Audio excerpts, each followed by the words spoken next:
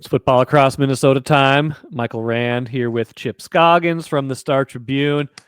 Chip, we got a bunch of stuff on tap this week, which isn't surprising. We're right in the throes of end of the high school season with the prep bowls just coming this past weekend, college playoffs coming up. What's on store for football across Minnesota this week?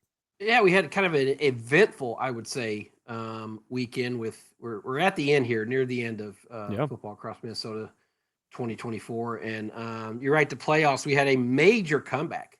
Minnesota State Mankato trailed Augustana. They're on the road. They trail Augustana 19-10 with 3 minutes left to go.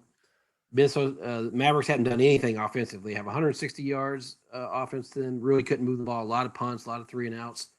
They're back at their 12-yard line, down 2 scores, and they pull off a miraculous win. They come back and they have an 88-yard touchdown drive, successfully do an onside kick that looked a lot like the one the Bears had. Okay. Against instead of kicking it hard into the ground and getting a big bounce, their kicker prefers to lay the football sideways and kind of saucer it, so it has a lot of spin.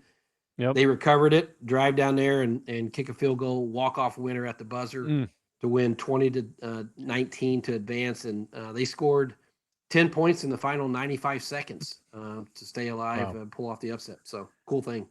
Yeah, it's amazing. And you got a coach that you're telling me about that Yeah, three different teams in play this weekend. Yeah, so Chris Mate, former Minnesota state championship quarterback, played for his dad at Minnesota back in the late 1980s, led them to back-to-back Prep Bowl titles, went and played at Bethel, became a Bethel assistant coach, the St. Olaf head football coach.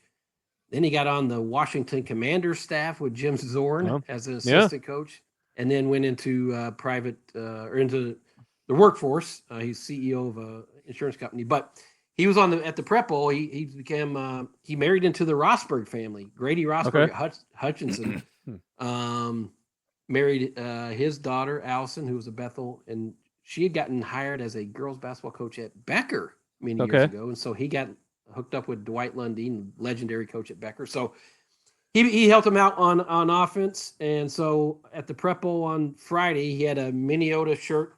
They played at 10 a.m. underneath. And then on top of that, he had a Bethel shirt. Bethel was in the Division III playoffs. Yeah. They won Saturday. And on top, he had his Becker sweatshirt. That played Becker played right after Minnesota. So his two schools. Yeah. So he went 3-0. He had 2 state championships, and Bethel won their first round game in Division III playoffs. So a cool kind of story for him. And this is it. He's done coaching. He's just kind of this is his second stint helping Dwight on offense, and he's stepping away to just focus on his career and his family. Man, Dwight, Royce and I were talking about Dwight on Monday show. Man, what a legend. He was there. I mean, he was doing this when I was there, like doing preps like 15 years ago, and he felt like maybe he was towards the end of his career then. He is still going strong with that program. Well, I'll give you a tease. There might be a game ball for Dwight. Yeah, I would think so. I would think so. He's done pretty well. Over 50 years, right? He's 55 years. That's amazing. That's amazing. Yeah. You got one more too. Yeah. Yeah, a couple of items I'm going to get to.